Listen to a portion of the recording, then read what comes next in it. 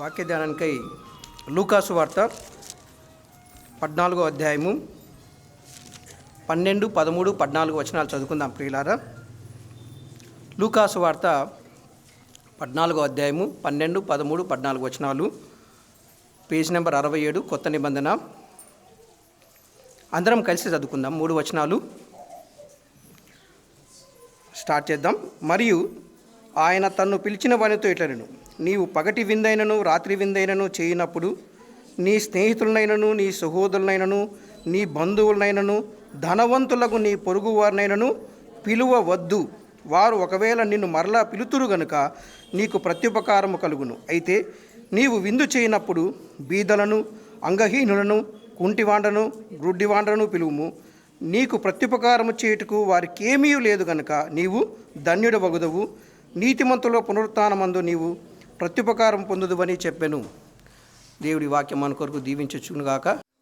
ప్రభు అయినటువంటి యేసుక్రీస్తు ఈ లోకంలో ఉన్నప్పుడు చూడండి, 14వ అధ్యాయము 1వ వచనంలో, విశ్రాంతి దినమున ఆయన భోజనము చేయుటకు పరిసయ్యుల అధికారులలో ఒకని ఇంటిలోనికి వెళ్ళినప్పుడు అని చూస్తున్నాం.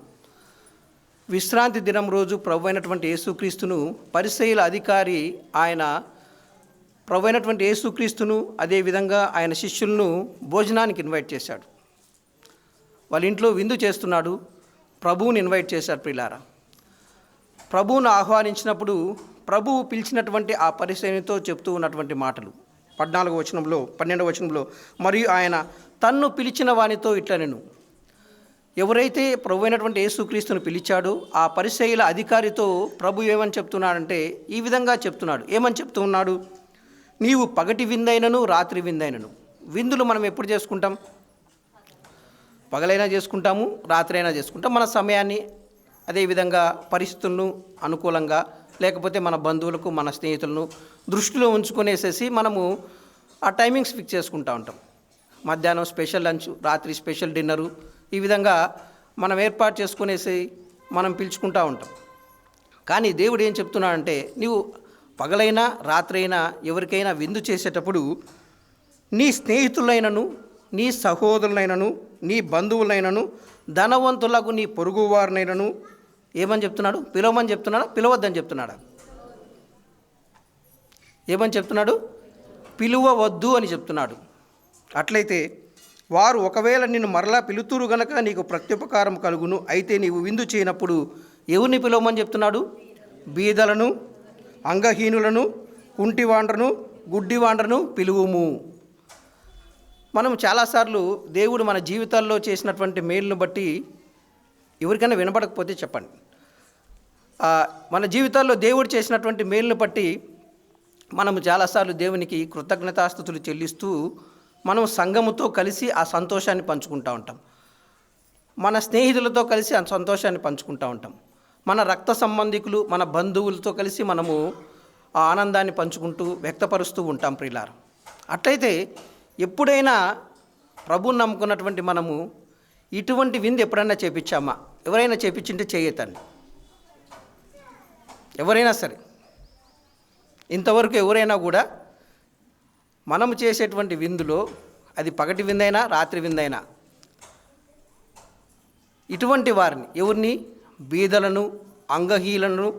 అంటే అంగహీనులు అంటే శరీరంలో కొన్ని పార్ట్లు పనిచేయకుండా, సరిగా పనిచేయకుండా ఉన్నటువంటి వారు, అదేవిధంగా కుంటివారు, గుడ్డివారు, ఇట్లా వాళ్ళను మాత్రమే పిలిచేసి ఎప్పుడైనా విందు చేశామా? దేవుడు ఏం చెప్తున్నాడు? మీకు పరలోకములో నేను నీకు ప్రత్యుపకారము చెయ్యాలంటే, అంటే నీవు వారికి చేసినటువంటి ఉపకారం అంటే మేలు, వారికి చేసినటువంటి మేలు తిరిగి వాళ్ళు నీకు చేయలేరు. ఎందుకంటే వాళ్ళ దగ్గర డబ్బులు లేవు. బీదల దగ్గర డబ్బులు ఉంటాయా? కుంటివాళ్ళ దగ్గర ఉండవు, అంగహీనుల దగ్గర ఉండవు, అదేవిధంగా గుడ్డివారి దగ్గర ఉండవు. సో ఆ స్థితిలో ఉన్నటువంటి వాళ్ళను పిలిచి నీవు విందు చేసినప్పుడు, వారికి మంచి భోజనం పెట్టినప్పుడు దేవుడు ఏం చేస్తున్నాడంటే, ఏం చెప్తూ ఉన్నాడంటే, మీకు నేను పరలోకంలో నీకు ప్రత్యుపకారం చేస్తాను. నీవు చేసినటువంటి ఉపకారానికి నేను తిరిగి ఉపకారం చేస్తాను, తిరిగి నీకు నేను మేలు చేస్తాను అని దేవుడు చెప్తున్నాడు ప్రియులారా. కానీ మానవుల నైజం అది, మనం సహోదరులు ప్రభు నమ్ముకున్నా నమ్ముకోకపోయినా, నమ్ముకోకుండా ఉన్నప్పుడు మన స్థితి చూసినా, ఇప్పుడు మన స్థితిని మనం గమనించుకున్నా, మనం జనరల్గా ఏం చేస్తూ ఉంటాం? మన విందులు లేకపోతే మన లెక్కలని ఎలా ఉంటాయి? వాళ్ళు మనల్ని పిలిచారు కాబట్టి మనం పిలవాలా, వాళ్ళు 2 సార్లు పిలిచారు కనీసం ఒక్కసారైనా మనం పిలవాలా.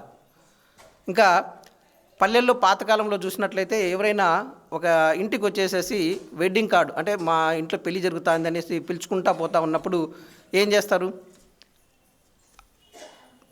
నేను గమనించింది మన చుట్టుపక్కల ఉన్నటువంటి పల్లెల్లో చాలాసార్లు పాతకాలంలో, ఇప్పుడు కూడా చేస్తున్నారో లేదో తెలియదు కానీ, ఆ వెడ్డింగ్ కార్డు తీసుకుంటానే ఏం చేస్తారు? ఇంట్లో ఒక కట్టు ఉంటుంది, దాన్ని తీసుకొచ్చేసి పెట్టుకుంటారు ముందర.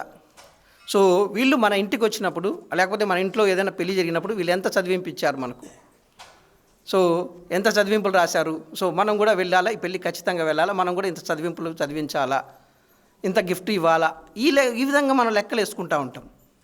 మన లెక్కలన్నీ కూడా ఈ విధంగానే ఉంటాయి ప్రియులారా. వాళ్ళు మనకు ఉపకారం చేశారు, మళ్ళీ మనం వాళ్ళకు ఉపకారం చేయాలి. వాళ్ళు మనకు గిఫ్ట్గా డబ్బులు ఇచ్చారు, మళ్ళీ మనం ఇవ్వాలా. దేవుడు ఏం చెప్తున్నాడు? నువ్వు ఇచ్చావు, వాళ్ళు ఇచ్చారు, ఏమవుతుంది? 0. నీకు ఇంకా దేవుని దగ్గర ఎక్కడ కూడా ఉపకారం రాదు. కానీ నువ్వు బీదలను జ్ఞాపకం చేసుకోమని దేవుడు చెప్తున్నాడు. అసలు బీదలు అంటే ఎవరు? బీదల గురించి పరిశుద్ధ గ్రంథంలో దేవుడు ఆది నుంచి ఏమని చెప్పాడు చూడండి. ద్వితీయోపదేశకాండము 15వ అధ్యాయము, ద్వితీయోపదేశకాండము 15వ అధ్యాయము 11వ వచనం ఒకసారి చదువుదాం. ద్వితీయోపదేశకాండం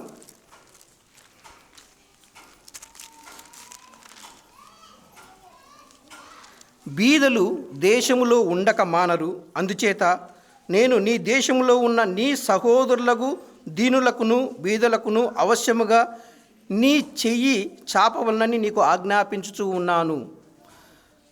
దేవుడు ఏం చెప్తున్నాడు? ఆది నుంచే, ఆదిలోనే ఇశ్రాయేలు ప్రజలకు ఏం చెప్తున్నా అంటే, బీదలు దేశంలో ఉండక మానరు. ఏ దేశంలో? మీరు నివసిస్తున్నటువంటి దేశంలో. బయట నుంచి వచ్చినట్టు కాదు, మీ దగ్గర ఉన్నటువంటి వారే ఇశ్రాయేలు ప్రజలే. ఈ 12 గోత్రాల్లోనే కొందరు బీదలు ఉంటారు, ఉండకుండా మానరు అని దేవుడు చెప్తున్నాడు. అసలు బీదలు ఒక్కసారి 15వ అధ్యాయం 11వ వచనం, బీదలు ఎందుకు తయారవుతారు? వీళ్ళంతా కూడా దేవుని జనాంగం కదా, దేవుని చేత ఆశీర్వదింపబడినటువంటి వారు కదా. అయినప్పటికీ కూడా దేవుడు ఏం చెప్తున్నా అంటే, మీరు నివసిస్తున్నటువంటి దేశంలో, అది కనాను దేశము, పాలు తేనెలు ప్రవహించే దేశం, అయినప్పటికీ కూడా బీదలు ఉండకుండా మానరు అని దేవుడు చెప్తూ ఉన్నాడు. వాళ్ళు ఎవరు అంటే నీ సహోదరులే. వాళ్ళలో కొందరు బీదలుగా ఉంటారు కూడా. ఎందుకు బీదలుగా తయారైపోతారు? బీదలు ఏ విధంగా చేయబడతారు? బీదలు ఏ విధంగా బీదలు అనేసేసి మనం ఒకరిని ఏ విధంగా మనము డిఫైన్ చేయొచ్చు అంటే, ప్రభునందు ప్రియులారా, మనం చాలాసార్లు ఏం చేస్తామంటే, మనము మన పిల్లల్ని ప్రేమిస్తూ ఉంటాం, మన బంధువులను ప్రేమిస్తాం, స్నేహితులను ప్రేమిస్తాం. ఒక్కొక్కసారి వాళ్ళ చేత మనం మోసగించబడతాం. పిల్లలను ప్రేమించేసి పిల్లలకు మొత్తం ఆస్తి అంతా రాపిస్తారు. చివరి దినాల్లో లేకపోతే వాళ్ళకు వయసు పైబడిన కొద్దీ వీళ్ళు ఏం చేస్తారు? కొన్నిసార్లు పేరెంట్స్కు ఏమి ఇవ్వరు, అనాథలుగా వదిలిపెడతారు. ఏమవుతారు? వాళ్ళు బీదలైపోతారు. అదేవిధంగా కొందరు స్నేహితులను నమ్మేసి వాళ్ళకు షూరిటీలు ఇస్తారు. వాళ్ళు వచ్చేసేసి వీళ్ళు షూరిటీ పెట్టారు కదని వీళ్ళు ఆస్తి అంతా తీసుకొని పోతారు, వీళ్ళకి ఏం మిగలదు. అదే బంధువులు నమ్మి మా బంధువులు కదా అనేసి డబ్బులు ఇస్తారు, వాళ్ళు ఇవ్వరు, వీళ్ళు బీదలైపోతారు. మనము నమ్మి చాలాసార్లు మోసపోయేసి బీదలుగా అవుతూ ఉంటాం ప్రియులారా. అది ఆది నుంచి ఉంది. ఇప్పుడు కూడా మనం చాలామంది పిల్లల్ని ప్రేమించకుండా ఉండే వాళ్ళు ఎవరైనా ఉన్నారా? ఉంటాం, ప్రేమిస్తూ ఉంటాం. మన స్థానిక సంఘంలోనే చూస్తూ ఉంటాం, సంఘాల్లో చూస్తూ ఉంటాం, మన బంధువుల్లో చూస్తూ ఉంటాం. నాకు తెలిసినటువంటి ఒక విశ్వాసి కుటుంబము, వాళ్ళిద్దరూ వృద్ధాప్యంలో ఉన్నారు.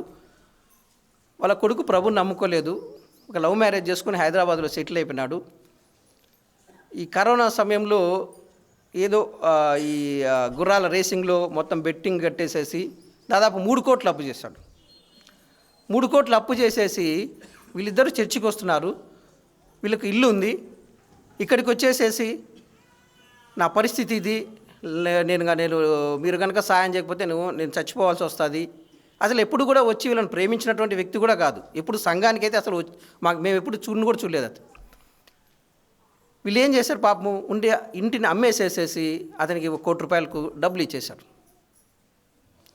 వీళ్ళ పరిస్థితి ఎలా ఉందంటే ఇప్పుడు చాలా బీదలుగా తయారైపోయినారు. ఇట్లా చాలామందిని మనం చూస్తూ ఉంటాం ప్రియులారా. ఈ విధంగా బీదలుగా తయారైపోతూ ఉంటారు. ఎవరు కాదు, సొంతము కడుపున పుట్టినటువంటి పిల్లలే తల్లిదండ్రులను ఆ విధంగా చేస్తూ ఉంటారు. వాళ్ళ పరిస్థితి మనం చూస్తూ ఉంటాం. ఒక్కొక్కసారి మనకు న్యూస్లో కూడా చదువుతూ ఉంటాం. మీరు గమనించినారు లేదో, ఒక వారం ముందర శ్రీనాథ్ ఖండేల్వాల్ అనేసి ఒక వృద్ధుడు దాదాపు 80 ఏళ్ళ తర్వాత కాశీలో చనిపోయినాడు అనేసి ఒక న్యూస్ వచ్చింది. అతనికి 80 కోట్లు ఆస్తుందని రాశారు. అక్కడ వృద్ధాశ్రమంలో అనాథగా చనిపోయినాడు. ఫోన్ చేస్తే వాళ్ళ కొడుకు నేను రానని చెప్పాడు. వాళ్ళ కూతురు అయితే ఫోన్ లిఫ్ట్ చేయట్లేదు. ఆయన ఎటువంటి వ్యక్తి అంటే పురాణాలన్నీ కూడా ఆయా భాషల్లో 4-5 లాంగ్వేజ్లు వస్తాయి, ఆ భాషల్లో అనువదించినటువంటి వ్యక్తి. గరుడ పురాణము, పద్మ పురాణము, ఇట్లా పురాణాలన్నీ కూడా అనువదించినటువంటి వ్యక్తి. ఒక్కొక్క బుక్కే 6,000-7,000 ఆయన రాసినటువంటి బుక్ వాల్యూ. ఆ డబ్బులన్నీ కూడా పిల్లలు తీసుకునేసి లాస్ట్గా ఆయనకి ఏమి మిగిల్చుకుంటే 80 కోట్ల ఆస్తి ఉన్నటువంటి వ్యక్తి కనీసం లాస్ట్ స్టేజ్లో ఆయన చనిపోయిన తర్వాత ఆ వృద్ధాశ్రమంలో ఉన్నటువంటి వాళ్ళు అతన్ని కాల్ చేశారనేసి న్యూస్ ఉంది, చదివాం. జరిగిన సంఘటన ఇది. మనం చాలాసార్లు మన మనుషులు నమ్మేసే మనం బీదలుగా అయిపోతూ ఉంటాం. కానీ ఇటువంటి స్థితిలో ఉన్నటువంటి వారిని, అది సహోదరులు కావచ్చు, నీ చుట్టూ పక్కన ఉన్నటువంటి వారు కావచ్చు, నీకు తెలిసినటువంటి వారు కావచ్చు, అటువంటి నిస్సహాయ స్థితిలో, బీద స్థితిలో ఉన్న వారిని పరిశుద్ధ గ్రంథము ఏమని చెప్తా ఉంది, దేవుని గ్రంథం ఏమని చెప్తా ఉంది, వారి ఎడల మనం ఏ విధంగా ప్రవర్తించాలా, వారిని మనం ఏ విధంగా చూసుకోవాలా, వారి ఎడల మన రెస్పాన్సిబిలిటీ ఏమి, అది మనది కావచ్చు, సంఘాంది కావచ్చు, ఎటువంటి బాధ్యతలు ఉన్నాయి, ఏమని దేవుడు మనకు చెప్తూ ఉన్నాడు అంటే ఒకసారి చూసుకుందాం ప్రియులారా. కీర్తనలు 41వ కీర్తన, 41వ కీర్తన 1వ వచనం, 473 పేజ్ నెంబరు, పాత నిబంధన, 41వ కీర్తన 1వ వచనం. బీదలను కటాక్షించువాడు ధన్యుడు, ఆపత్కాలమందు యెహోవా వారిని తప్పించును. బీదలను కటాక్షించువాడు అంటే బీదల ఎడల కనికరం చూపించేవాడు, బీదలను చూసేసి ఆదుకునేవాడు దేవుని దృష్టిలో ఎటువంటి వాడు, దేవుడు ఏం చెప్తున్నాడు, అతడు ధన్యుడు అంటే నువ్వు ఆశీర్వదించబడతావు. అటువంటి వారి ఎడల నువ్వు కనికరం చూపించినట్లయితే, బీదలకు ఏం అవసరం ఉంటుంది? జనరల్గా బీదలంటే ఏ విధంగా ఉంటారు? తినేదానికి తిండి ఉండరు, కట్టుకునేదానికి మంచి గుడ్డలు ఉండవు, ఉండేదానికి ఒక ఇల్లు ఉండదు. ఇటువంటి స్థితిలో ఉన్న వాళ్ళను జనరల్గా మనం బీదలని డిఫైన్ చేస్తూ ఉంటాం. ఇటువంటి స్థితిలో ఉన్నటువంటి వారు, అది నీ సహోదరులు కావచ్చు, నీ బంధువులు కావచ్చు, నీకు తెలిసినటువంటి వారు, నువ్వు ఎక్కడికో పోయి వెతకాల్సిన అవసరం లేదు ప్రియులారా. మన బంధువుల సర్కిల్లో, మన స్నేహితుల సర్కిల్లో, మన ఇరుగు పొరుగు ఉన్నటువంటి వారినే చూడండి. ఇటువంటి స్థితిలో ఉన్న వారిని మనం కరుణించినట్లయితే, అంటే వారికి తిండి లేనప్పుడు కొద్దిగా తిండి మనం పెట్టినప్పుడు, వారికి కట్టుకునేదానికి మంచి బట్టలు లేనప్పుడు కొన్ని బట్టలు మనం ఇచ్చినప్పుడు, ఇటువంటి స్థితిలో ఉన్నటువంటి వారిని మనము కనికరించి ఆదుకున్నట్లయితే దేవుడు మనల్ని ఏమని చెప్తున్నాడంటే నువ్వు ధన్యుడవు అని చెప్తున్నాడు. అంతేకాకుండా నీకు ఆపద వచ్చినప్పుడు నేను నీకు సహాయం చేస్తానని దేవుడు చెప్తున్నాడు. ఆపత్కాలంలో నేను నీకు సహాయం చేస్తాను. సో మనం ఆపదల్లో ఉన్నప్పుడు మనకు సహాయము దేవుడు చేయాలంటే మనం ఇటువంటి వారిని కనికరించాలా, కరుణించాలా. ఇది దేవుని వాక్యం మనతో మాట్లాడుతున్నటువంటి మాటలు ప్రియులారా, మనతో చెప్తున్నటువంటి మాటలు. అటువంటి వారి ఎడల మనం ఎప్పుడు కూడా చిన్న చూపు చూడకూడదు, వారిని మనం కనికరించాలి. అంతేకాకుండా ఆ విధంగా కనికరించినట్లయితే చాలాసార్లు మనకు డౌట్లు వస్తూ ఉంటాయి, అసలు ఎవరు వీళ్ళంతా, ఎక్కడెక్కడ ఉంటారు, ఎతకాలనా, అది ఇది అనేసి. దేవుడు ఏం చెప్తున్నా అంటే చూడండి, సామెతలు 14వ అధ్యాయము 21వ వచనం, 14వ అధ్యాయము 21వ వచనము, 541 పేజ్ నెంబరు, పాత నిబంధన. తన పొరుగువాని తిరస్కరించువాడు పాపము చేయువాడు, బీదలను కటాక్షించువాడు ధన్యుడు. అంటే తన పొరుగున ఉన్నటువంటి బీదలను ఎవరైనా కూడా తిరస్కరిస్తే, అంటే వారిని పట్టించుకోకుండా ఉన్నట్లయితే, నీ పొరుగునే ఉన్నారు అంటే నీ పక్కన, నీ పక్కింట్లో, ఎదురింట్లో, లేకపోతే నువ్వు ఉన్నటువంటి వీధిలో నువ్వు చూస్తూ ఉంటావు, వారిని చూసి కూడా దేవుడు నీకు సహాయము చేయగలిగినటువంటి స్థితిలో నిన్ను ఉంచినప్పుడు కూడా నువ్వు సహాయం చేయకుండా ఉన్నట్లయితే వారిని నువ్వు కటాక్షించకుండా ఉన్నట్లయితే నువ్వు పాపం చేసినటువంటి వానితో సమానం. మనము ప్రభువుని నమ్ముకున్నాం కాబట్టి మన పాపాలన్నీ పోయినాయి. ఈరోజు మనం దేవుని దగ్గరికి వచ్చాము, దేవుని ఆరాధిస్తున్నాము. దేవునికి శరీరానికి సాదృశ్యమైన రొట్టెలోను ఆయన రక్తానికి సాదృశ్యమైన పాత్రలో మనం చేయి వేశాము. ఇంకా మనం పరిశుద్ధులం అనేసేసి ఎవరిని పట్టించుకోకుండా నాకు ఎవరు అవసరం లేదు, ఇంకా ఎవరు ఏమైనా పోయినా నేను చూసినట్టు పోతూ ఉంటాను, వాళ్ళు ఏమైతే నాకేం లే అని మనం అనుకోకూడదు ప్రియులారా. ప్రభువుని నమ్ముకున్నటువంటి మనకు దేవుడు ఇచ్చినటువంటి చాలా బాధ్యతలు ఇవన్నీ కూడా.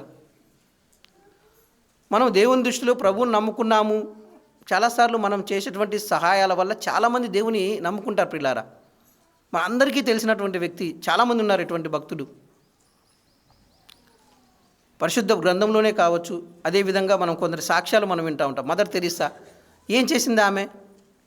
ఆమె సువార్త ఎక్కడ కూడా వెళ్ళి వీధుల్లో ప్రకటించలేదు. ఆమె సువార్తను క్రియల ద్వారా చూపించింది.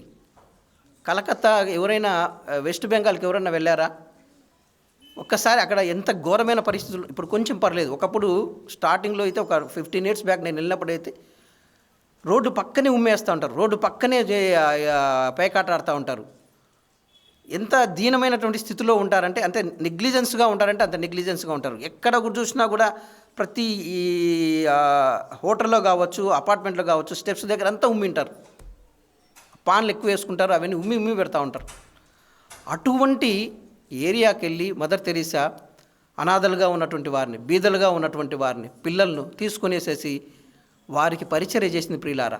వారి కోసం సహాయం చేయమని ఆమె అక్కడ ఉన్నటువంటి షేట్లు వాళ్ళందరినీ కూడా దిగి సహాయం చేయమని అడిగితే ఒకతను ఇట్లా చేయి దాస్తే ఆమె చేతిలో ఆయన వేసుకున్న పాను అట్లా ఉమ్మేశాడు.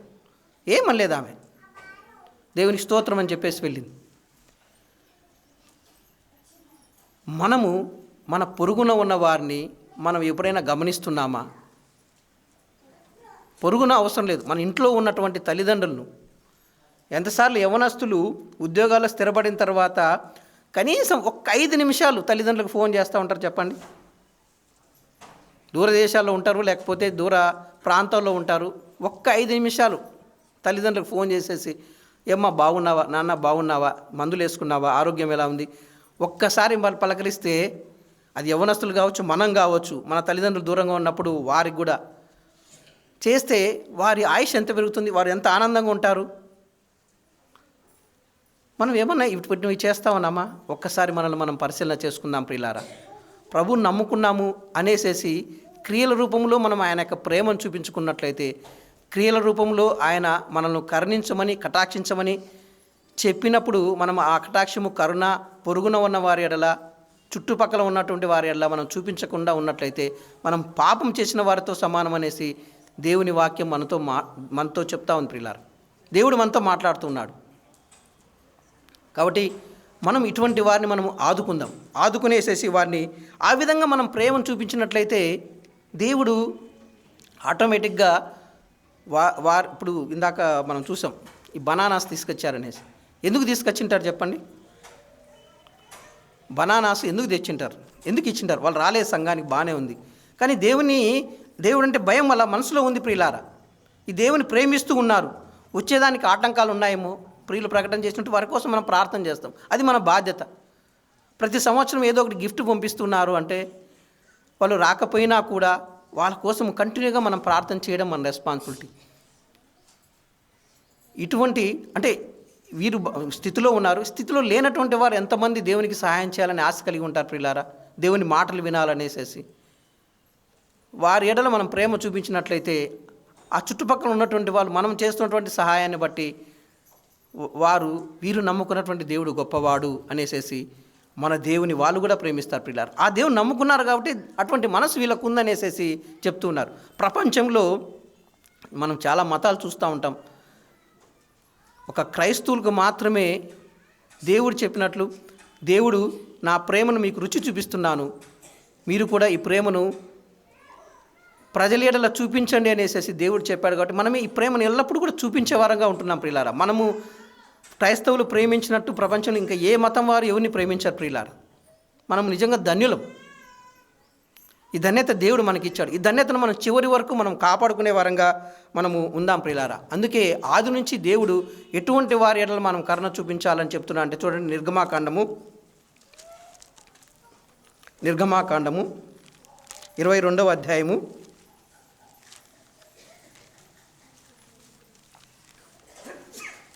15వ వచనము.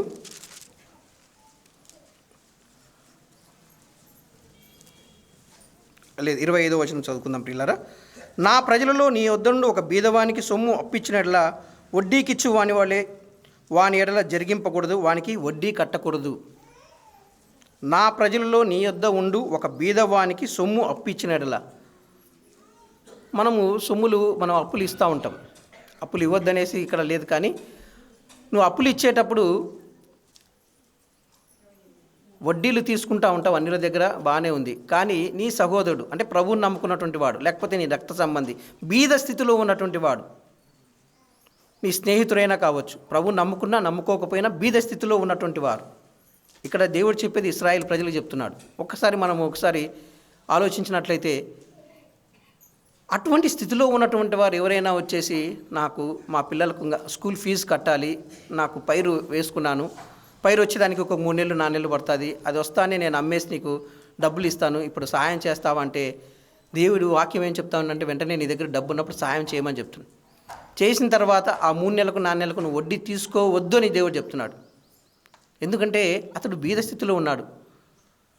ఫీజు కట్టే స్థితిలో ఉంటే అతనే కట్టుకునేవాడు కదా. లేదు, ఆ పైరు పండింది.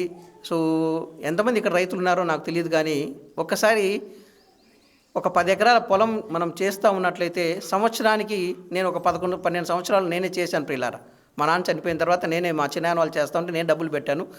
ప్రతి రూపాయి కూడా నేను రాశాను, ఎంత ఖర్చు అవుతా ఉంది, తర్వాత ఎంత వస్తూ ఉందని. ఆవరేజ్ను చూస్తే సంవత్సరానికి 10 ఎకరాలకు గాను 60,000 వస్తుంది. అంటే ఎకరాకు 6,000 లాభం. ఒక 6,000తో మనము సంవత్సరం అంతా 60,000తో ఒక సంవత్సరం అంతా గడపగలరా ఒక కుటుంబము? గడపలేము. కాబట్టి మన దగ్గర ఉన్నటువంటి రైతులు కావచ్చు, మన సహోదరులు రైతులుగా ఉన్నటువంటి వారు ఇటువంటి స్థితిలో అంటే వారికి ఉన్నటువంటి పేద స్థితి మనం గమనించేసి వారి యొద్ద మనం వడ్డీ తీసుకోకూడదు అని చెప్తున్నాడు ప్రియులారా. చేతి సహాయం చేయమని చెప్తున్నాడు. మళ్ళీ వాళ్ళ దగ్గర డబ్బులు తీసుకోమని చెప్తున్నాడు, కానీ వడ్డీ ఎప్పుడు కూడా వాళ్ళకి కట్టద్దు. వాళ్ళు ఇచ్చిన డబ్బుకు వడ్డీ నువ్వు ఎప్పుడు కూడా కట్టద్దనేసి దేవుడు చెప్తున్నాడు. ఎందుకంటే వారి స్థితి నీకు చూస్తూ ఉన్నావు, నువ్వు గమనిస్తూ ఉన్నావు. నీ సహోదరుడు అటువంటి స్థితిలో ఉన్నాడు. కాబట్టి ఆ సహోదరుడి నా ప్రజల్లో నీ వద్ద ఉండు ఒక బీదవానికి అని చెప్తున్నాడు. అది సంఘంలో ఉన్నటువంటి వారైనా కావచ్చు. అటువంటి వారి దగ్గర సొమ్ము మనం ఏదన్నా వారికి అప్పిస్తే వారి దగ్గర వడ్డీ తీసుకోవద్దని దేవుడు చెప్తున్నాడు పిల్లలు. మరి ఎంతమంది మనం ఆ విధంగా చేస్తూ ఉన్నాం? అది దేవునికి మన మనస్సాక్షికి మాత్రమే తెలుసు. అది పక్కన వాళ్ళకు తెలియదు ఎప్పుడు కూడా. నా మనసులో ఏమనుకుంటానో, నేను ఏ విధంగా ప్రవర్తిస్తానో, ఎటువంటి ఆలోచనలు కలిగి ఉన్నానో అనేది నాకు దేవునికి మాత్రమే తెలుసు. ప్రతి ఒక్కరికి అంతే. మనం ఎటువంటి ఆలోచనలు కలిగి ఉన్నాము అనేది దేవుడు చూస్తూ ఉన్నాడు ప్రియులారా. అయితే దేవుడు ఇటువంటి ఆలోచనలు కలిగి ఉండాలనేసి దేవుడు చెప్తున్నాడు. బీదలుగా ఉన్న వాడి దగ్గర వడ్డీ తీసుకోవద్దని దేవుడు చెప్తున్నాడు. ఆ విధంగా ఉన్నట్లయితే మనము దేవుని ఘనపరిచినటువంటి వారం అవుతాం. అంతేకాకుండా అటువంటి స్థితిలో ఉన్నటువంటి వాళ్ళని చూసి చాలాసార్లు మనం ఏం చేస్తూ ఉంటామంటే, చూడండి సామెతలు 17వ అధ్యాయము, సామెతలు 17వ అధ్యాయము 5వ వచనం. బీదలను వెక్కిరించువాడు వారి సృష్టికర్తను నిందించువాడు. బీదలను విక్రించువాడు. మనకు ఈ వెక్కిరించడం అంటే ఎగతాళిగా మాట్లాడడం. సో ఎగతాళిగా నవ్వడం, సర్కాస్టిక్ లాఫ్, వాళ్ళ గురించి కామెంట్ చేయడం కానీ చాలా ఇష్టం చాలామందికి. మనకేం మామూలుగా బాగా పొద్దుపోవాలంటే ఇట్లా మాటలే అవసరం. ఒకప్పుడు ఏం చేసేవాళ్ళం, అటువంటి స్థితిలో వాళ్ళని చూసేసేసి వెక్కిరించేది. వాడికి ఏం లేదు చూడు, ఇప్పుడు వాడి పరిస్థితి చూడు, వాడికి కావాల్సిందే, వాడు ఇంకా పోవాలి, ఇట్లా మాటలు ఒకప్పుడు మాట్లాడేవాళ్ళం ప్రియులారా. కానీ అటువంటి దీనస్థితిలో ఉన్నటువంటి వారిని మనం ఆదరించాలి. అంతేగాని వారిని చూసేసి వెక్కిరించకూడదు, అసహించుకోకూడదు.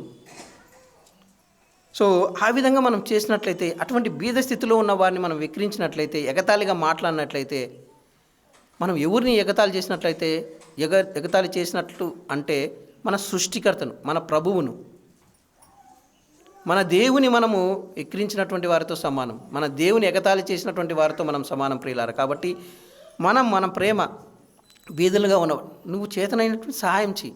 ఒకవేళ ఆ సహాయం చేయలేటువంటి స్థితిలో ఉన్నప్పుడు కనీసం ప్రార్థన చేయి, ఒక మంచి మాటలు చెప్పు, ఒక ఆదరించు.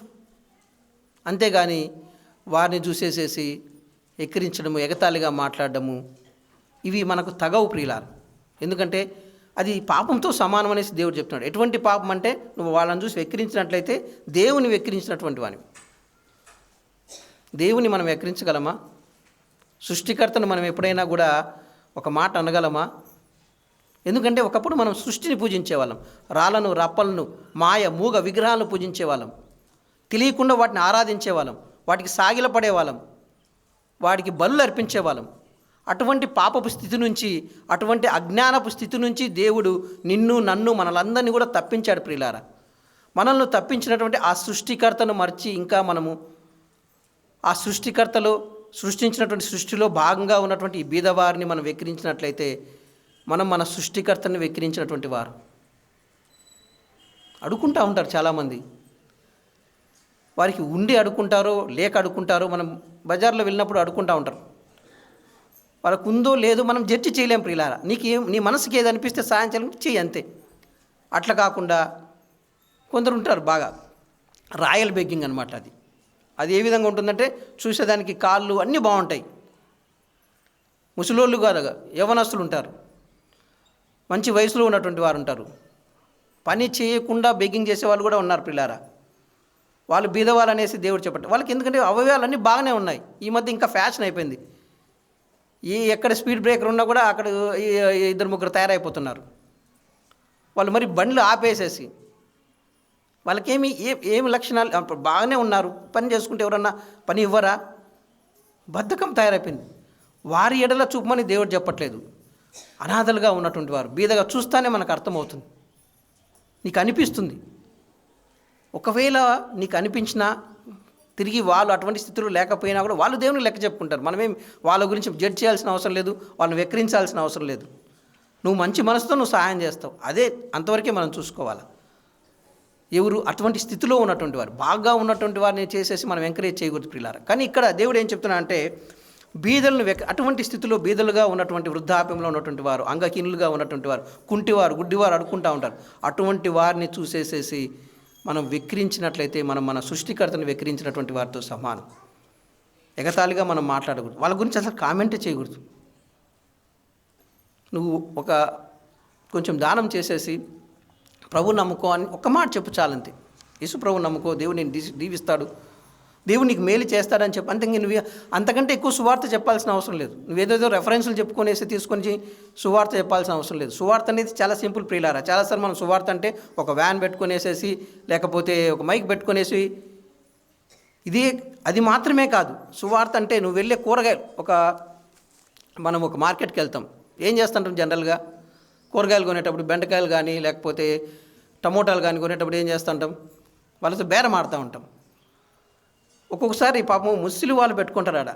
వాళ్ళు ఏ స్థితిలో ఉన్నారో పాపము, అంత ఏజ్లో వచ్చేసి వాళ్ళు అమ్ముతున్నారంటే వాళ్ళ దగ్గరికి కూడా వెళ్ళి మళ్ళీ మనం బేరం ఆడుతుంటాం. ఒక కట్ట కొత్తిమీర ఇమ్మంటే 20 రూపాయలు అంటే, ఎందుకు 15 రూపాయలే కదా, ఆడిస్తున్నారు ఈడిస్తున్నారు, ఒక 20 రూపాయలు ఇచ్చి దానికి ఇంకొక 5 రూపాయలు జత చేసి ఇచ్చేయి.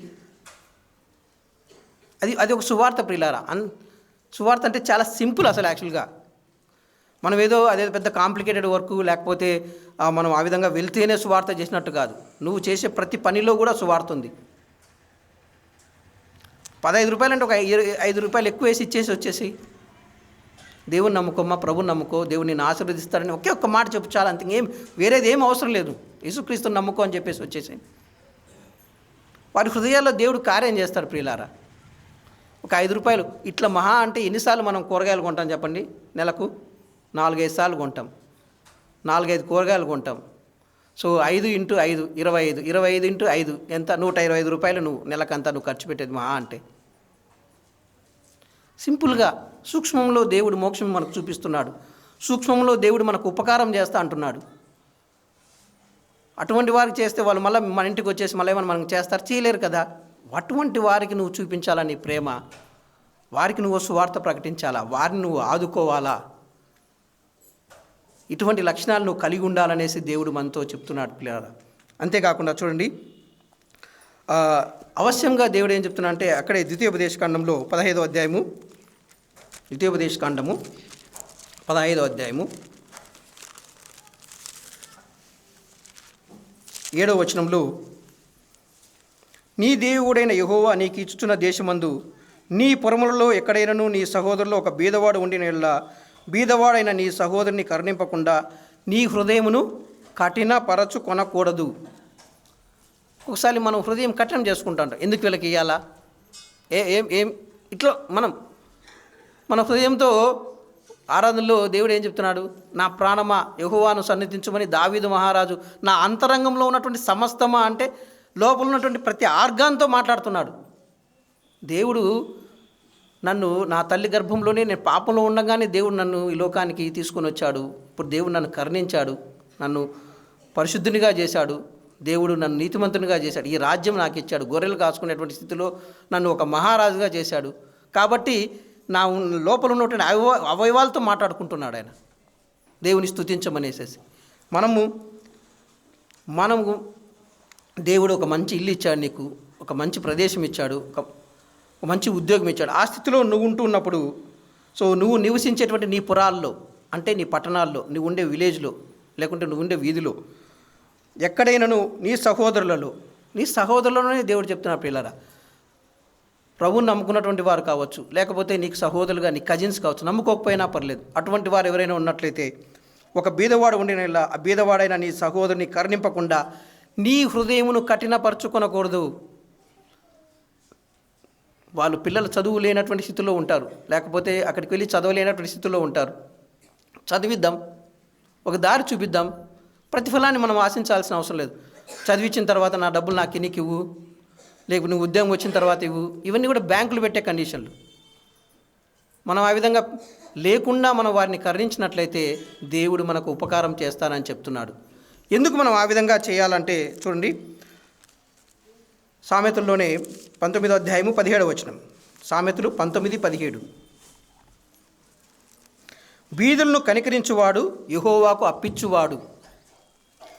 మనము అటువంటి స్థితిలో ఉన్నటువంటి వారిని కనికరించినట్లయితే మనము మన డబ్బులు ఎక్కడ పెట్టినట్టు, మన డబ్బులు ఎక్కడ ఇన్వెస్ట్ చేసినట్టు, దేవుళ్ళో ఇన్వెస్ట్ చేసినట్టు, దేవుళ్ళో మనం ధనవంతులు అవుదాం ప్రియులారా. ప్రభు అయినటువంటి యేసుక్రీస్తు ఈ లోకంలో ఉన్నప్పుడు నువ్వు దేవుళ్ళో ధనవంతుడు కమ్మని చెప్తాడు ఒక యవనస్తుని. మిగిలిన ఆస్తి ఉంది, అయినా నీకు ఒక లోపం ఉంది, అన్నీ అమ్మి బీదలకి ఇమ్మంటే దానికి చిన్నపుచ్చుకొని పోతాడు. దేవునిలో ధనవంతులుగా మనం కావాలంటే దేవుడు బీదలను కనికరించినట్లయితే మనము దేవునిలో ఇన్వెస్ట్ చేసినట్టు, మన డబ్బులు దేవునికి ఇచ్చినట్టు. బ్యాంకులకి ఇస్తే మనకు మినిమం 5 to 6 to 7%, పోస్ట్ ఆఫీసులో అయితే 9%, ఆర్డీలు కడితే ఎంఐస్లు కడితే వాళ్ళు రేట్ ఆఫ్ ఇంట్రెస్ట్ ఇస్తూ ఉంటే, దేవునిలో ఇటువంటి బీదలకు మనం డబ్బులు అంటే సహాయం చేస్తూ ఉన్నట్లయితే, చేయతగిలిగినటువంటి సహాయం నువ్వు చేసినట్లయితే దేవుడు మనకు వడ్డీ కడతానని చెప్తున్నారు పిల్లారా. నువ్వు ఇచ్చిన సహాయానికి అంతా కూడా నేను వడ్డీ కడతాను. దేవుడు మనకి ఎంత వడ్డీ ఇస్తాడో ఒకసారి మనం లెక్క వేయగలమా? అది 10%, 20% కాదు. ఎందుకంటే నీకు ఒక బంగారు ఇల్లు ఒక్కసారి ఆలోచించండి. మనం ఒక ఇల్లు కట్టాలంటే ఎన్ని సిమెంట్ బస్తాలు కావాలా, లేకపోతే ఎంత వుడ్డు ఖర్చు పెట్టాలా, ఎన్ని లోలు ఇసుక వాడాలా, ఒక్క ఇల్లు, ఒక గది అనుకోండి. అటువంటి గదిని ఉండేదానికి దేవుడు పరలోకంలో బంగారంతో నీకు సిద్ధం చేస్తున్నాడంటే దాని విలువ ఎంత చెప్పండి? దానికోసం నువ్వు ఇప్పుడు దేవునికి ఇన్వెస్ట్ చేయాలా లేదా? దాన్ని మనం లెక్క పెట్టగలమా? అసలు మనం లెక్క పెట్టలేం ప్రియులారా. మనం ఒక్కొక్కసారి మన జీవితాంతం సంపాదించినా కూడా అందులో కనీసం ఒక 5% కూడా మనం దాంతో సమానం కాదు. కానీ నువ్వు ఈ విధంగా కనికరిస్తూ ఉంటే నీకు గొప్ప గొప్ప ఇల్లులు, గొప్ప గొప్ప పట్టణాలు, ఆ పట్టణాల్లో తిరిగేటువంటి ధన్యత, ఆయన ఉన్నటువంటి ఆ మహిమలోకి మనం మార్చబడేటువంటి విధానం, ఆ ఆశీర్వాదం, ఆ వరం దేవుడు మనకి ఇస్తానని చెప్తూ ఉన్నాడు. కాబట్టి మనము అటువంటి వారిని మనం కనికరించినట్లయితే దేవునికి అప్పించినటువంటి వారు. అంతేకాకుండా వారి ఉపకారమునకు ఆయన ప్రత్యుపకారం చేయును. వారికి మనము చేసేటువంటి మేలును బట్టి దేవుడు తిరిగి మనకు మేలు చేస్తానని చెప్తున్నాడు. ప్రత్యుపకారం, తిరిగి మేలు. ప్రతిగా నువ్వు చేసిన దానికి ఈరోజు నువ్వు చేశావు, రేపు పొద్దున్న నేను చేస్తాను. ఎంత చేస్తానంటే మనం ఊహించలేము. అందుకే దేవుడు ఏం చెప్తా అంటే, మీరు దేవునికి ఇవ్వాల్సింది దేవునికి ఇచ్చి దేవుని గణపరచమని చెప్తాడు. దేవునికి ఇచ్చి గణపరిచినప్పుడు ఆకాశపు వాక్యలు విప్పి మీరు ఊహించినంతగా నేను మీకు ఆశీర్వాదాలు ఇస్తానని దేవుడు చెప్తూ, అదేవిధంగా ఇటువంటి స్థితిలో ఉన్నటువంటి వారిని నువ్వు కనికరించినట్లయితే దేవునికి ఇస్తే మనం ఈ లోకంలో దేవుడు ఎక్కువగా మీరు ఊహించినంతగా ఇస్తా అంటున్నాడు. ఇంకా ఇటువంటి స్థితిలో ఉన్నట్లు నీకు పరలోకంలో ఇంతకంటే ఎక్కువగా ఇస్తానని దేవుడు చెప్తున్నారు. ప్రియులారా, ఈ లోకంలో మనల్ని ఎంత ఆశీర్వదిస్తాడో అంతకంటే 1000 రెట్లు ఎక్కువగా దేవుడు అక్కడ ఆశీర్వదిస్తాడు. 1,00,000 రెట్లు ఎక్కువగా దేవుడు ఆశీర్వదిస్తాడు. ఎందుకంటే ఒక బంగారపు ఇల్లు, మనకు ఒక రూమ్ కావాలంటేనే ఎన్ని వేల కోట్లు ఖర్చు పెట్టాలి మనం చెప్పండి. ఆ విధంగా నీకు ప్రత్యుపకారం నేను చేస్తాననేసి దేవుడు చెప్తూ ఉన్నాడు. అన్ని ఉపకారం చేసేటువంటి దేవుడు ఆది నుంచి అటువంటి వారి ఎడల ఒక ప్రణాళిక ఇచ్చాడు. ఇశ్రాయేలు ప్రజలు, మీరు అటువంటి వారు మీ మధ్య ఉంటారు, వీరిని మీరు ఏ విధంగా ఆదుకోవాలా, వారికి ఏ విధంగా మీరు సహాయం చేయాలా, నీకు తోటలు ఉన్నప్పుడు, నీకు లేకపోతే నీకు ఫలవృక్షాలు పండించేటువంటి తోటలు ఉన్నప్పుడు, లేకపోతే నీకు కంకులు పండేటువంటి తోటలు ఉన్నప్పుడు, ఆ విషయంలో మీరు ఏ విధంగా వారిని ఆదుకోవాలా అని దేవుడు ఏం చెప్తున్నాడంటే చూడండి, లేవీకాండం 19వ అధ్యాయము, లేవీకాండం 19వ అధ్యాయము 10వ వచనం. నీ ఫల వృక్షముల తోటలో రాలిన పండ్లను ఏరు కొనకూడదు, బీదలకును పరదేశకులను వాటికి విడిచిపెట్టవలను. నీకు మామిడి తోట ఉంది, లేకపోతే చీనా తోట ఉంది, లేకపోతే నీకు ఈరోజు వేరుశనగ వేసావు, లేకుంటే బంగాళాదుంప, ఇవి వేసినప్పుడు వాటిల్లో కొన్ని మిగిలిపోతాయి పీకేటప్పుడు, లేకపోతే ఆ చెట్లకు రాలి కింద పడిపోతూ ఉంటాయి. రాలిపోయిన వాటిని నీకు చెట్టుకుండేటి మాత్రమే కోసుకోమని చెప్తున్నాడు. కింద రాలింది ఎవరికి ఇవ్వాలని దేవుడు చెప్తున్నా అంటే, నీ దేశంలో ఉన్నటువంటి బీదలకు ఇవ్వాలా.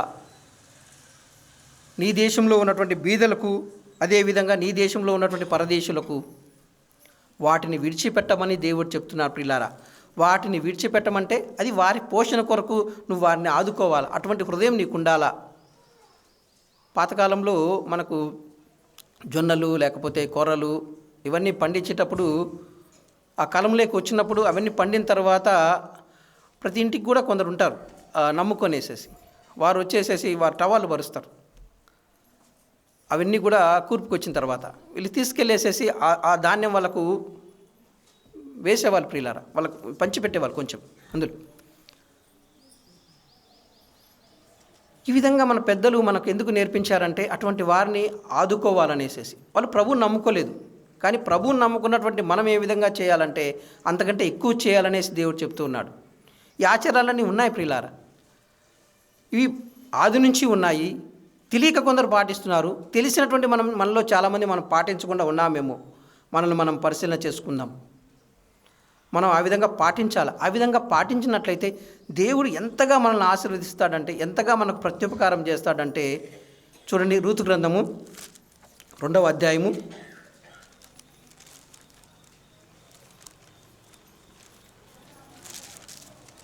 16వ వచనము. మరియు ఆమె కొరకు పిడికిళ్ళు పడవేసి ఆమె ఏరుకున్నట్లు విడిచిపెట్టి ఆమెను గద్దింపవద్దునని తన దాసులకు ఆజ్ఞాపించెను. సో రూతుకు బోయజ్ ఏం చెప్తూ ఉన్నాడు? ఎవరిమే? అన్యురాలు, పరదేశి, మోయాబురాలు. నీ దేవుడే నా దేవుడు, నీ జనాంగమే నా జనాంగం అనేసి ఈ దేవుని దగ్గర ఉంటే ఈ దేవుడు ఆశీర్వాదకర్త, ఆశీర్వదిస్తాడు, ఈ దేవుని నమ్ముకుంటే మనకు అన్ని మేలు చేస్తాడు అనేసి తన అత్త ద్వారా ఆ దేవుడు చేసినటువంటి గొప్ప గొప్ప కార్యాలు, పూర్వకాలంలో ఏ విధంగా వీరు దాసులుగా ఉంటూ ఉన్నటువంటి ఐగుప్తు నుంచి వారిని తీసుకొని వచ్చాడు, ఆ విషయాలన్నీ కూడా నయోమి రూతుకు చెప్పింది. ప్రియులారా, చెప్పింది కాబట్టి ఆమె అవన్నీ విశ్వసించి వీళ్ళ పిల్లల్ని పెళ్లి చేసుకునేసేసి వాళ్ళు చనిపోయినా కూడా అత్తను వదిలిపెట్టకుండా ఈ దేశానికి వచ్చింది, బెత్లెహేంకి వచ్చింది. బీద స్థితిలో ఉన్నారు, ఎందుకంటే ఉండేటువంటి ఆస్తి అంతా పోయింది, ఏం లేదు వాళ్ళ దగ్గర. అటువంటి స్థితిలో ఉన్నటువంటి ఆమె సమీప బంధువు అయినటువంటి బోయజ్ దగ్గరికి వచ్చినప్పుడు అతను కంకులు, ఆ కాలంలో మనము కంకులు అంటే పసలు అనేసి అక్కడ రాయబడింది, కానీ ఆ పసలు అంటే మనము వాళ్ళు ఎక్కువగా కూడా ఈ కార్ను ఇవన్నీ కూడా మనము జొన్నలు ఏ విధంగా అంటామో ఆ విధంగా పాప్కార్న్ ఇవన్నీ కూడా పండించేవాళ్ళు. అటువంటి ఆ పసలు ఏరుకునేటప్పుడు అక్కడికి వచ్చిందనేసి ఆయనకు తెలుపబడినప్పుడు ఆమె యొక్క స్థితిని, ఆమె యొక్క మంచి గుణాన్ని గుర్తించినటువంటి బోయజ్ ఏం చెప్తున్నాడంటే, కావాలని కొన్ని వేయండి, అంటే మీరు మర్చిపోయి ఉండేటివి వేరుకోకూడదు, వేరుకున్నా పర్లేదు, అంతకంటే ఎక్కువగా మీరు కావాలని ఆమె కోసం కొన్ని వేసుకుంటా పోండి అని చెప్తున్నారు ప్రియులారా. అంటే ఈ విధంగా మనం ఆమెను ఆదుకుంటాము అనేసి బోయజ్ చెప్తున్నాడు. ఆ విధంగా ఆదుకున్నాడు కాబట్టి బోయజ్ యొక్క పేరు ఎక్కడుంది చూడండి. మత్తయి సువార్త 1వ అధ్యాయము, మత్తయి సువార్త 1వ అధ్యాయము 5వ వచనం. నయస్సోను సల్మాను కనెను, సల్మాను రాహాబునందు బోయజును కనెను, బోయజు రూతునందు ఒబేదును కనెను, ఒబేదు యెషయిని కనెను, యెషయి రాజైన దావీదును కనెను అని 1వ వచనంలో అబ్రహాము కుమారుడగు దావీదు కుమారుడైన యేసుక్రీస్తు వంశావళి, యేసుక్రీస్తు యొక్క వంశావళిలో బోయజు యొక్క పేరు ఉంది ప్రియులారా.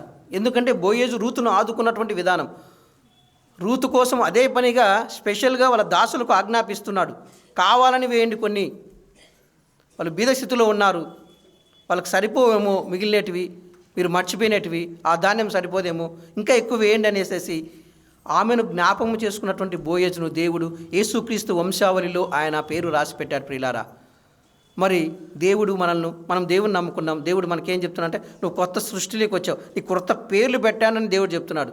ఈ క్రొత్త పేరుతో దేవుడు పరలోకంలో రేపొద్దున 2వ రాకడలో తర్వాత తీర్పు దినాన ఆయన సన్నిధిలో నిలిచినప్పుడు మనల్ని ఆ క్రొత్త పేరుతో పిలవాలి అంటే మనకు ఎటువంటి లక్షణాలు ఉండాలి, ఎటువంటి గుణగణాలు మనలో ఉండాలి, ఏ విధంగా మనం ఇటువంటి స్థితిలో ఉన్న వాళ్ళని మనం ప్రేమించే వారంగా ఉండాలి, ఏ విధంగా మనం ఆదుకునే వారంగా ఉండాలి. బోయజ్ అయితే ఆ విధంగా ఆశీర్వదింపబడ్డాడు, దేవుని యొక్క వంశావళిలో ఆయన పేరుంది. పౌలైతే ఏం చెప్తున్నాడు, మంచి పోరాటం పోరాడాను, తుది వరకు నా విశ్వాసాన్ని కాపాడుకున్నాను అని చెప్తూ నా కోసం దేవుడు ఏమి ఉచ్చిపెట్టాడంటే నీతి కిరీటం. అది నాకే కాదు, ఎవరైతే ఈ విధంగా ఉంటారో వాళ్ళందరికీ కూడా ఇచ్చేదానికి దేవుడు అర్హుడు, దేవుడు ఇస్తాడు.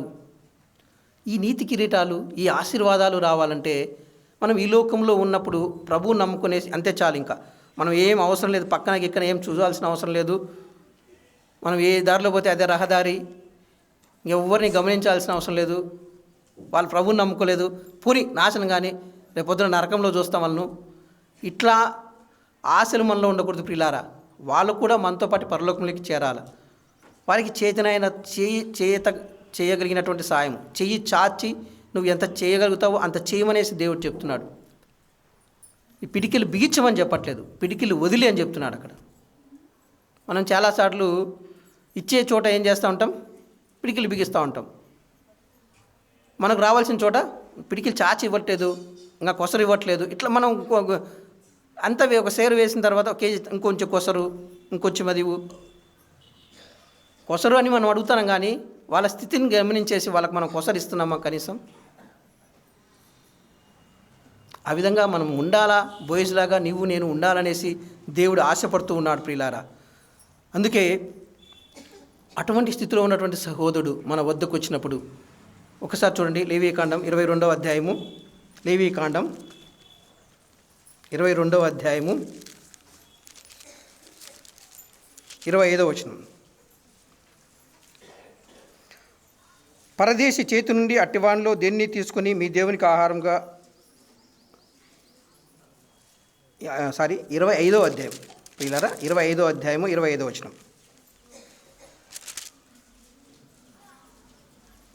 నీ సహోదరుడు బీదవాడై తన స్వాస్థ్యంలో కొంత అమ్మిన తర్వాత అతనికి సమీప బంధువుడు విడిపింప వచ్చినట్లా తన సహోదరుడు అమ్మిన దాన్ని అతడు విడిపించును అని చూస్తున్నాం. సో నీ సహోదరుడు బీదవాడై తన స్వాస్థ్యంలో కొంత అమ్మిన తర్వాత నీ సహోదరుడు బీదవాడై మన దగ్గరికి వచ్చినప్పుడు నువ్వు ఎంత సహాయం చేయాలో అంత సహాయం చేయమని దేవుడు చెప్తున్నాడు. ఆ విషయాన్ని తూచా తప్పకుండా బోయజు పాటించాడు. ధర్మశాస్త్రం యొక్క నియమాన్ని అతను పాటించాడు కాబట్టి ఆశీర్వదించాడు. దేవుడు మనకు క్రొత్త నిబంధనలు, అదేవిధంగా పాత నిబంధనలు ఎన్ని మనకు ఈ విధంగా నువ్వు ఉండాలా, ఈ విధంగా నువ్వు ఉండాలి, ఇప్పుడు నువ్వు ధన్యుడు అవుతావు అనేసి దేవుడు ఎన్నిసార్లు మనకు చెప్పాడు ప్రియులారా. అన్ని ధన్యతలు మనము ధరించుకున్నట్లయితే దేవునిలో మనం ధనవంతులం అవుతాం. ఈ లోకంలో నిన్ను ఎవరు మెచ్చినా ఎవరు మెచ్చుకోకపోయినా రేపొద్దున పరలోకంలో దేవుడు మనల్ని మెచ్చుకోవాలి. ఎంతగా మెచ్చుకోవాలా అంటే ఆయన బల నమ్మకమైనటువంటి మంచి దాసుడా, ఈ కొంచెంలో కూడా నువ్వు నమ్మకంగా ఉన్నావు అని చెప్పాలి. కొంచెంలో నమ్మకంగా ఉన్నావంటే నీకు లేని స్థితిలో కూడా నువ్వు ఇతరులకు సహాయం చేస్తున్నావు అనేసి. నీకు దేవుడు కొంచెం ఇచ్చినా కూడా ప్రభు అయినటువంటి యేసుక్రీస్తు ఏం చెప్పాడు? ఈ లోకంలో ఉన్నప్పుడు, యెరూషలేములో ఉన్నప్పుడు, దేవుని మందిరంలో ఉన్నప్పుడు, కానుకలు వేసే కానుకల పెట్టె దగ్గర ఉన్నప్పుడు అందరూ కానుకలు వేస్తున్నారు. ఒక బీద విధవరాలు వచ్చి 2 కాసులు వేస్తే ఏం చెప్పాడు ఆమె గురించి? ఈమె తన జీవనమంతా వేసింది. ఎందుకంటే అది ఉంటే కానీ ఆమెకు ఆ రోజు తిని దొరకదు. కానీ ఆమెకు వచ్చినటువంటి ఆ 2 కాసులు కూడా వచ్చి దేవునికి ఇస్తూ ఉంది. తిరిగి నాకు దేవుడు ఇస్తాడు, ఇకపోయినా పర్లేదు, నేను దేవునికి ఇవ్వాలంతే. తన జీవనం అంతా వేసిందని చెప్తూ ఉన్నాడు ప్రియులారా. మిగిలిన వారు తమ కలిగిన దాంట్లో కొంచెం కొంచెం వేస్తున్నారు. ఆమె అయితే అంతా వేసింది. అందుకే ప్రభువు ఆమె గురించి సాక్ష్యం చెప్తున్నాడు, బీద విధవరాలు అనేసేసి. మరి మనం, ఆమె దేవునికి ఇచ్చింది, దేవుని కనపరిచింది. మనము మన సహోదరునికి ఆ విధంగా చేసినట్లయితే రేపొద్దున దేవుడు ఏం చేస్తాడు? కుడి ప్రక్కన ఉన్నటువంటి వారు, ఎడమ ప్రక్కన ఉన్నటువంటి వారు 2 రకాలుగా విభజిస్తాడు. ఏం మాట్లాడతాడు ఆ రోజు దేవుడు? నువ్వు కుడి ప్రక్కన ఉన్నావు కదా, నువ్వు నాకు సహాయం చేశావు, నాకు అన్నం పెట్టావు, నీ బాధల్లో ఉన్నప్పుడు వచ్చి ఆదుకున్నావంటే నేను నీకు ఇప్పుడు చేశానంటే అటువంటి స్థితిలో ఉన్నటువంటి నీ సహోదరులను నువ్వు కనుకరించావు కనుక, అటువంటి బీద స్థితిలో ఉన్నటువంటి నీ సహోదరులను ఆదుకున్నావు కాబట్టి, నీ బంధువులను ఆదుకున్నావు కాబట్టి, నీ స్నేహితులకు ఆదుకున్నావు కాబట్టి, వారికి నువ్వు చేసినటువంటి ఉపకారం నాకు చేసినట్టే. కాబట్టి నువ్వు ఆశీర్వదింపబడినటువంటి వారు, పరలోకానికి వెళ్ళు, ఆనందించు నాతో పాటు అనేసి దేవుడు చెప్తున్నారు ప్రియులారా. అటువంటి స్థితిలో ఉన్నటువంటి వాళ్ళని చూసేసి అసహ్యించుకునేసేసి చెడు మాటలు మాట్లాడుతూ వారికి చేయగలిగినటువంటి సహాయం చేయకుండా వారిని దూరంగా పెడుతున్నటువంటి వారు ఎడమ వైపు ఉన్నటువంటి వారు. మనం ఏ వైపు ఉండాలా? దేవుడు రాకళ్ళు ఆ తీర్పు దినాన మనం ఏ వైపు ఉండాలా? మనల్ని మనం పరిశీలన చేసుకుందాం. చూడండి, ఒకసారి ఏమీ లేదనుకోండి, మన దగ్గర ఎవరికి సహాయం చేసేటువంటి స్థితిలో మనం లేము. కానీ మనకు ఎవరైనా భేదవాళ్ళు కనిపించారు, లేకుంటే ఆ స్థితిలో ఉన్నటువంటి వారు హాస్పిటల్లో ఉన్నారు, వాళ్ళకి మనమేం సహాయం చేయలేము. అంటే మన స్థితి ఆ విధంగా ఉంది. అటువంటి స్థితిలో ఉన్నప్పుడు నువ్వు ఏం చేయాలా? కనీసం ప్రార్థన చేయి. దేవుడు అద్భుత కార్యాలు చేస్తాడు ప్రియులారా. నీకు వాళ్ళకి సాయం చేయాలని మనసులో ఎంతో ఉంటుంది, వాళ్ళని ఆదుకోవాలని ఎంతో ఉంటుంది. వాళ్ళ బాధల్లో నువ్వు కూడా భాగస్థుడివై నువ్వు కూడా ఫీల్ అవుతూ ఉంటావు. అటువంటి స్థితిలో అటువంటి మనస్సు కలిగి నువ్వు వారి కోసం ప్రార్థన చేస్తే నీ ప్రార్థన విని దేవుడు అటువంటి వారి ఎడల గొప్ప గొప్ప కార్యాలు చేస్తాడు. ఎంత గొప్ప కార్యాలు చేస్తాడంటే చూడండి, అపోస్తుల కార్యములు 3వ అధ్యాయము,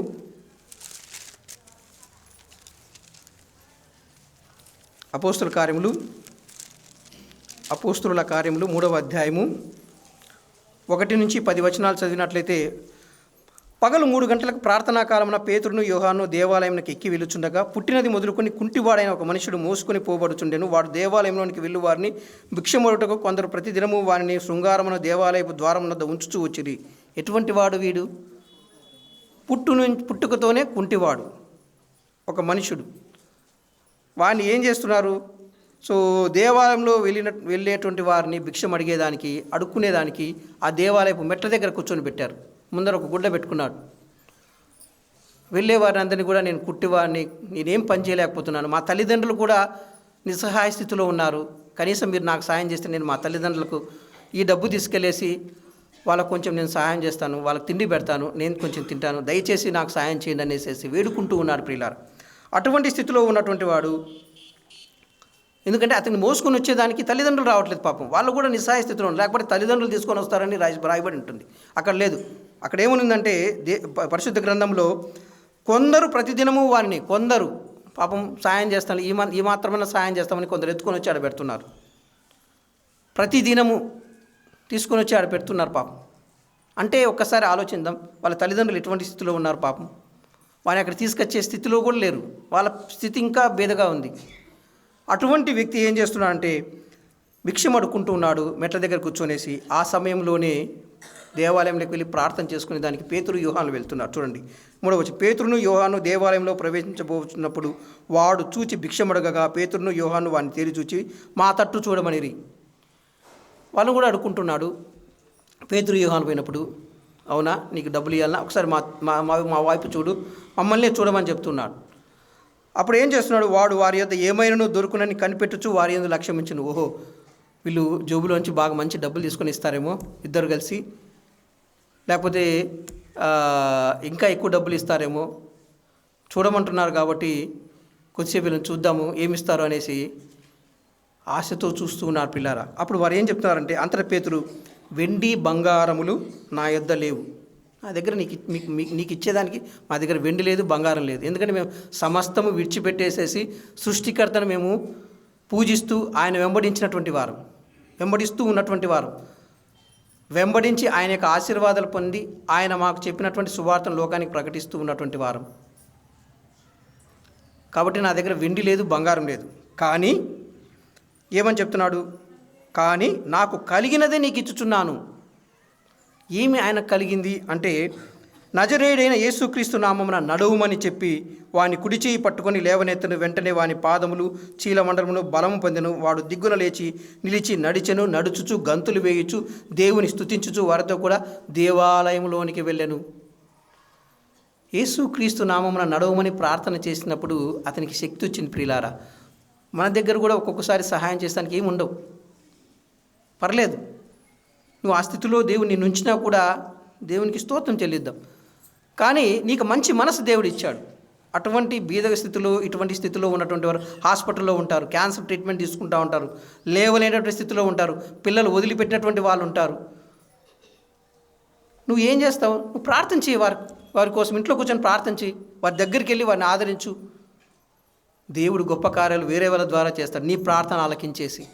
ఒక్కొక్కసారి మనమే సాయం చేసిన అవసరం లేదు. మనం చేయలేనటువంటి స్థితిలో ఉన్నప్పుడు మనం ప్రార్థన చేస్తే దేవుడు వేరే వారిని ప్రేమించేసి వారికి ప్రేరణ కలగజేసేసి వారి ద్వారా వీరికి సహాయం అందే విధంగా మన ప్రార్థన ఉపయోగపడుతుంది.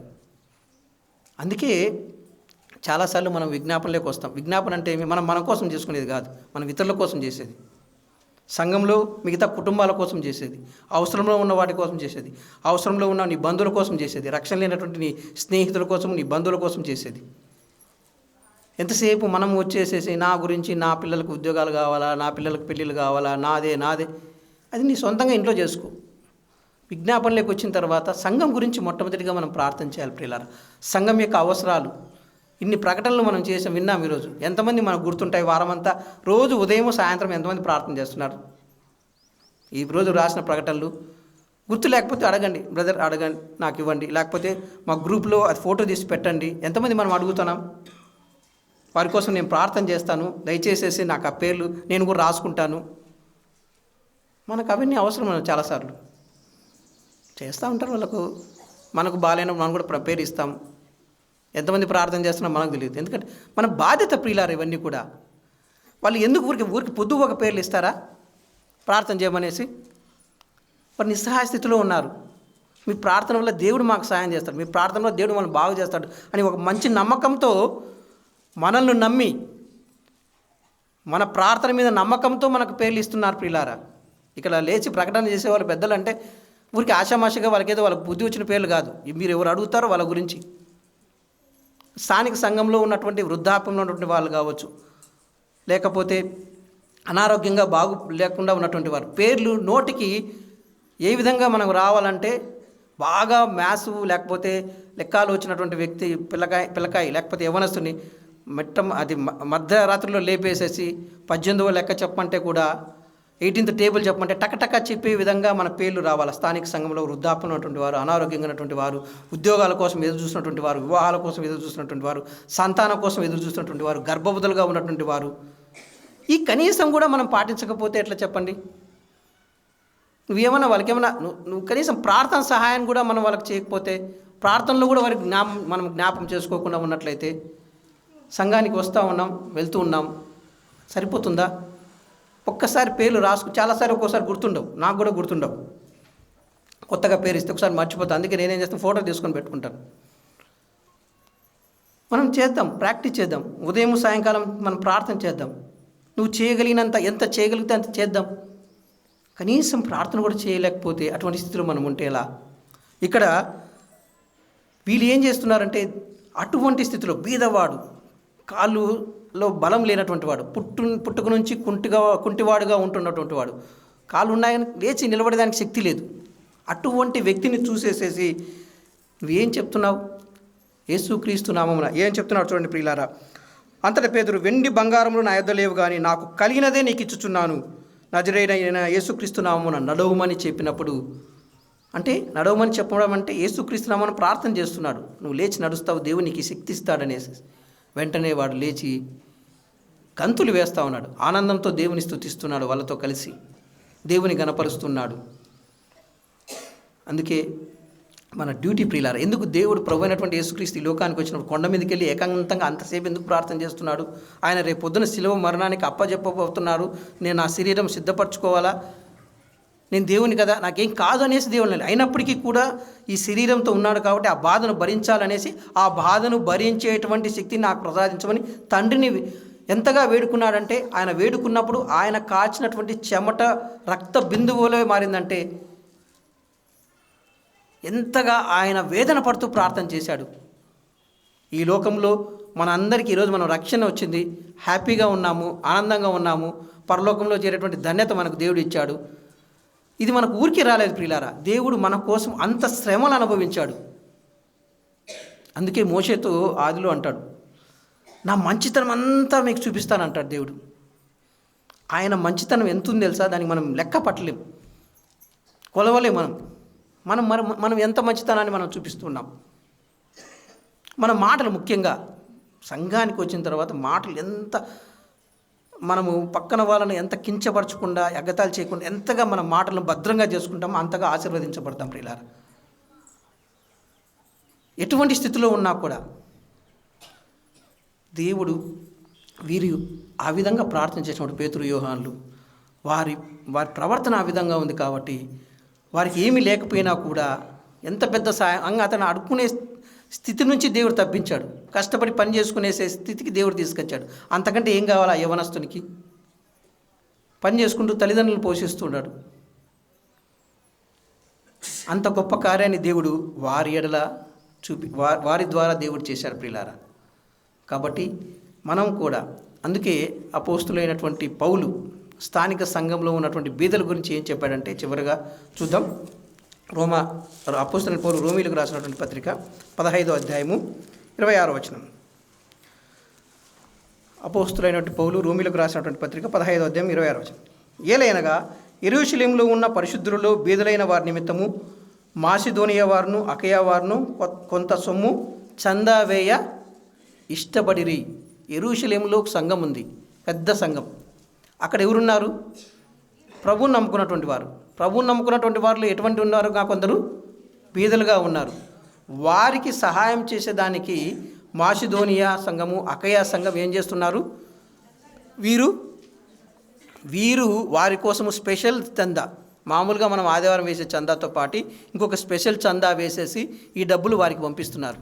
ఆ బీదలను ఆదుకోవాలనేసేసి, వారి అవసరాల నిమిత్తం ఇవి వాడబడాలనేసేసి. స్థానిక సంఘంలో మనం కూడా వీరిని ఐడెంటిఫై చేయాలి పిల్లలు. అది సంఘంలో ఉన్నటువంటి సహోదరుల బాధ్యత.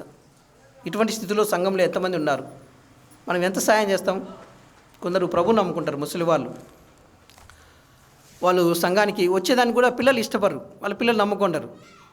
వాళ్ళకు మనం వచ్చేదానికి ఛార్జీలు ఇస్తే, ఇంకొంచెం సహాయం మనం చేయగలిగితే ఆటోలో వచ్చేదానికి అట్లా వాళ్ళని ఐడెంటిఫై చేసి వాళ్ళకి సహాయం చేస్తే వాళ్ళ పిల్లల మీద ఆధారపడాల్సిన అవసరం లేదు.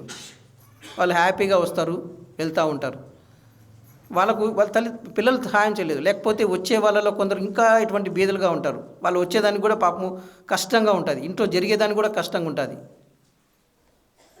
మనం ఎంతమందిని మనం ఈ విధంగా ఐడెంటిఫై చేసి స్థానిక సంఘంలో వాళ్ళైతే స్పెషల్గా చందాలు వేసేసి వాళ్ళని ఆదుకుంటూ ఉన్నారు ప్రియులారా. ఇది నిజంగా ఇది అంత ఈజీ జాబ్ కాదు. ఎందుకంటే మనం జనరల్గా మనకు ఉచితంగా అంటే బుద్ధి పుట్టదు, దేవునికి స్తోత్రం. ఇంకా మనం ఏం చేస్తూ ఉంటాము, ఉచితంగా వస్తే ఫ్రీగా వస్తే నాకెందుకు రాకూడదు, నాకెందుకు ఇవ్వకూడదు, ఇటువంటి లెక్కలు మనం వేసుకుంటూ ఉంటాం. ఇప్పుడు గవర్నమెంట్ పెన్షన్ స్కీమ్ పెట్టింది. ఎంతమంది అంగవైకల్యం లేకుండా కూడా సర్టిఫికేట్ తెచ్చుకొని తీసుకుంటున్నారు డబ్బులు. ఎందుకంటే ఫ్రీగా వాళ్ళకి ఎందుకు ఇవ్వాలి, మాకెందుకు రాకూడదు.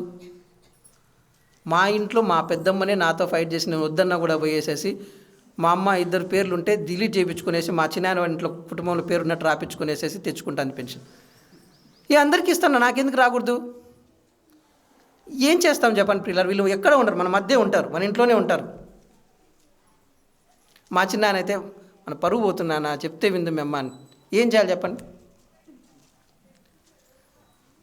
ఇటువంటి వారు మన మధ్యలోనే ఉంటున్నారు ప్రియులారా. కాబట్టి వీళ్ళని ఐడెంటిఫై చేయడము, వీళ్ళని కాదు, ఇటువంటి వారు కాదు, కానీ నిజంగా బీద స్థితిలో ఉన్నటువంటి వారిని ఐడెంటిఫై చేయడం నిజంగా చాలా టిపికల్ జాబ్, చాలా కష్టతరమైనటువంటి జాబ్ సంఘంలో నడిపించేటువంటి పెద్దలకు. ఎందుకంటే వారికి చేస్తున్నారంటే పక్కన అన్నీ ఉన్నా కూడా వాళ్ళు కూడా వచ్చేసి మాకెందుకు ఇవ్వరు, మాకు కూడా ఇవ్వండి, ఇక అన్నీ ఉంటాయి. మీరు ఒక్కొక్కసారి సంఘాన్ని నడిపించి కాసిడి సార్ కానీ పెద్దలు కానీ ఒకసారి కూర్చొనేసి ఎవరైనా ఒకసారి అడగండి, వాళ్ళకి ఎగ్జాంపుల్ చెప్తారు. ఇటోళ్ళు సంఘంలోనే ఉంటారు. ఎందుకంటే మా సంఘంలో నేను చాలామందిని చూస్తూ ఉంటాను. ఆస్తి అంతా ఉంది, ఆమెకి ఎవరు లేరు, పిల్లలు లేరు, కానీ నాకు సంఘం ఇంకా సాయం చేయలేదు, నాకు మాతలు లేవు, మోకాలు నొప్పులు ఉన్నాయి. నువ్వు ఒక ఇల్లు ఉంది, ఒక సైట్ ఉంది, ఆ ఒక సైట్ అమ్ముకున్నా చాలు, ఈమెకి ఇంకొక ఇల్లు ఉంది ఉండేదానికి. ఆ సైట్ అమ్ముకుంటే జీవితాంతం కాలు మీద కాలేసుకుని కూర్చొని తిన్నా కూడా తరగదాము. అయినా కూడా సంఘం నాకు సాయం చేయలేదు. ఇంకా ఏం చేయాలి? ఫస్ట్ తెలియక సాయం, మనకు తెలియక చేసాం, తర్వాత చూస్తే ఆమెకు అన్నీ ఉన్నాయని తెలిసింది. ఏం చేయాలి చెప్పండి? తెలిసిన తర్వాత చేస్తే ఏమవుతుంది? మనం పాపం చేసినటువంటి వాళ్ళతో. తెలియక మనం చేస్తే అది వాళ్ళ దేవుని లెక్క చెప్పుకోవాలా? ఆఫీస్ నుంచి ఆమె బాధ వర్ణాతీతం. ఇటువంటి వాళ్ళు ఉంటారు ప్రియులారా. నేను మిమ్మల్ని ఎవరిని కామెంట్ చేయట్లేదు, దయచేసి నన్ను క్షమించండి. మనం ఆ విధంగా కొందరు ఉన్నారు స్థానిక సంఘంలో. వాళ్ళకి ఇస్తా అంటే బ్రదర్ వద్దు, నాకుంది, నాకు ఇల్లు ఉంది, ఈ సిస్టర్ బాగాలేదని తీసుకొచ్చిన వాళ్ళు ఉన్నారు. ఈమెకు బాగాలేదు పాపం, ఈమెకి ఎవరు సాయం చేయరు, ఈమెకు హెల్ప్ చేయమని చెప్పినటువంటి వాళ్ళు కూడా ఉన్నారు పిల్లారా. మనము ఒక్కసారి మన చుట్టూ మనం వస్తున్నాం పోతున్నామని కాదు, మన పక్కన ఎవరున్నారు, ఎవరు ఉంటున్నారు, ఇటువంటి వాళ్ళు ఉన్నారా తీసుకొచ్చేసి పెద్దలు చెప్పండి, ఖచ్చితంగా సాయం చేస్తారు. సంఘం యొక్క బాధ్యత అది. ఇటువంటి వారికి మనం చేయగలిగిన సహాయం చేసినట్లయితే, మనం చేపినట్లయితే, మనం దేవుడు ఏమంటున్నాడంటే నీకు ప్రత్యుపకారము పరలోకంలో నేను చేస్తాను అని చెప్తూ, ఇందాక మనం చదివినటువంటి లూకాసు వార్తలోనే చివరిగా అక్కడ ఒక వ్యక్తి ఏం చేశాడంటే అది చూసుకొని ముగించుకుందాం. లూకాసు వార్త 14వ అధ్యాయము 16వ వచనం నుంచి ఆయన అతనితో ఇట్లా నేను ప్రభువు చెప్తున్నాడు, ఒక మనుషుడు గొప్ప విందు చేయించి అనేకులను పిలిచెను. విందు కాలమందు అతడు ఇప్పుడు సిద్ధమైనది రండని పిలువబడిన వారితో చెప్పుటకు తన దాసుని పంపెను. అయితే వారందరూ ఏకమనస్సుతో రెప్పములు చెప్పసాగిరి. మొదటివాడు, నేను ఒక పొలమును కొని ఉన్నాను, అవశ్యముగా వెళ్ళి దాన్ని చూడవలను, నన్ను క్షమింపవలని నేను వేడుకొంచున్నాను నేను. మరి ఒకడు, నేను 5 జతల ఎడ్లను కొని ఉన్నాను, వాటిని పరీక్షింప వెళ్ళుచున్నాను, నన్ను క్షమింపవలని వేడుకొంచున్నాను. మరి ఒకడు, నేను ఒక స్త్రీని వివాహం చేసుకున్నాను, అందుచేత నేను రాలేనా నేను. వీళ్ళు చెప్పే నెపాలు ఏ విధంగా ఉంటాయి చూడండి ప్రియులారా. ఒక వ్యక్తి విందు చేయిస్తున్నాడు, తను తెలిసిన వాళ్ళు అనేసేసి అందరిని పిలిస్తే ముందుగానే వాళ్ళు తీరా విందు సమయానికి రాకపోతే పోయి మళ్ళీ ఒకసారి గుర్తు చేయమని చెప్తే వాళ్ళు ఏం చెప్తున్నారంటే, కొందరు ఏం చెప్తున్నారు, నేను ఒక స్థలం కొన్నాను,